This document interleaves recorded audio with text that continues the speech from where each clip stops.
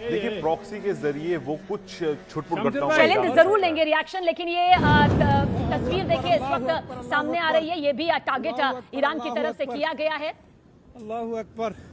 Bahrain में देखिए किस तरह का ये अटैक किया गया है, ये हमला यहाँ पर किया गया है, जिस अटैक का यहाँ पर जिक्र भी कर रहे हैं, जिसे लेकर अभी कर्नल दानवीर ने भी कहा कि देखिए अटैक करना और उससे नुकसान होना दोनों में बहुत फर्क होता है, ये जमीन आसमान का फर्क होता है। और बहरीन में देखिए ये बड़ा हमला हुआ है, ईरान ने जानता है कि अब उसके पास यही रास्ता है, बैक टू बैक वो अपनी ताकत को यहाँ पर फ्रंट फुट पर आकर खेल रहा है, क्योंकि वो कितना आगे आने वाले दिनों में टिकेगा, क्योंकि वो आने वाले दिनों में किस तरह से अपनी इस ताकत को सामने रखेगा। जब उसके सर्वोच्च लीडर को पहले ही दिन खात्मा उसका कर दिया गया, मौत के घाट यहाँ पर उतार दिया गया, उस सेना के बीच में जिसे सिर्फ हथियार के दम पर नहीं बल्कि भरोसे के दम पर माना जाता था। बहरीन में देखिए ईरान का ये ड्रोन अटैक सामने आया है, ड्रोन के लिए, मिसाइलों के लिए। जाहिर सी बात है ईरान की ताकत यहाँ पर हमेशा से सामने आती रही है, ताकत को कमतर नहीं आंका गया है, लेकिन अब इसके बूते कितनी बड़ी तस्वीर नुकसान को लेकर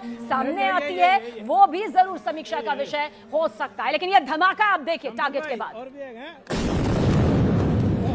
अल्लाहू अकबर, अल्लाहू अकबर, अल्लाहू अकबर, अल्लाहू अकबर, अल्लाहू अकबर, अल्लाहू अकबर। शमशेर भाई इधर आ जाओ, इधर आ जाओ, इस साइड में आ जाओ।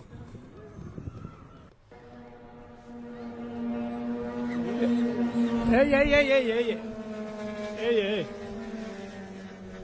शमशेर भाई और भी एक हैं। अल्लाहू अकबर, अल्लाहू अकबर, अल्लाहू अकबर, अल्लाहू अकबर, अल्लाहू अकबर, अल्लाहू अकबर, अल्लाहू अकबर। शमशेर भाई इधर आ जाओ, इधर आ जाओ, इस साइड में आ जाओ। तो देखिए खामनेई के खात्मे का वो बदला यहाँ पर इस वक्त ईरानी सेना के जरिए लिया जा रहा है, जिसमें उसकी तरफ से ये चेतावनी दे दी गई है कि अभी अंजाम और भी खतरनाक तरीके से भुगतने यहाँ पर होंगे, क्योंकि उनके सर्वोच्च लीडर, उनके सुप्रीम लीडर खामनेई का खात्मा यहाँ पर जिस तरह से किया गया वो पूरी दुनिया ने यहाँ पर देखा है। ये बहरीन की तस्वीर है जहाँ पर देखिए किस तरह से यह हमला किया जाता है और दहशत में जिंदगियां नजर आती है, उनकी आवाज तक रिकॉर्ड हो जाती है। ड्रोन अटैक यहाँ पर किया गया है। और शैलेंद्र जो जानकारी यहाँ पर लेना चाहते थे, जो विश्लेषण यहाँ पर कर रहे थे, उस प्रॉक्सी फोर्स का जिसके जरिए कई मोर्चों पर पहले भी दबाव रहा है, क्या अभी मौजूदा स्थिति में वो दिखाई देता है?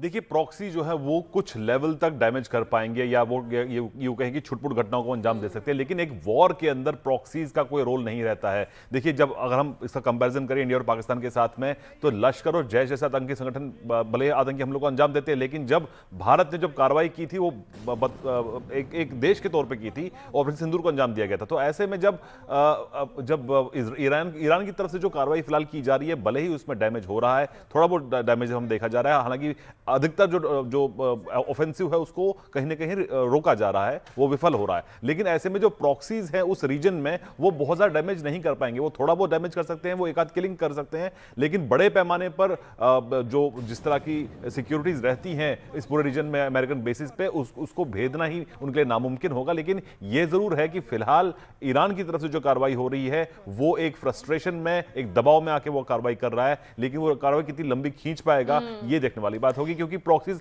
बहुत ज्यादा उनकी मदद नहीं कर पाएंगे। बिल्कुल। और कर्नल दानवीर, क्या आपको लगता है बड़ी सेना, मजबूत मिसाइल, ड्रोन नेटवर्क जो ईरान का है, कितने दिन उसको ये मजबूती दे सकता है? क्योंकि ये तो वो बखूबी समझ गया है कि अलग थलग तो वो पड़ चुका है, इसके बूते कुछ दिन और सही, लेकिन अभी अपने सर्वोच्च नेता को खोने का वो गहरा सदमा, वो गहरा झटका है जो इन धमाकों के जरिए वो सामने ला रहा है।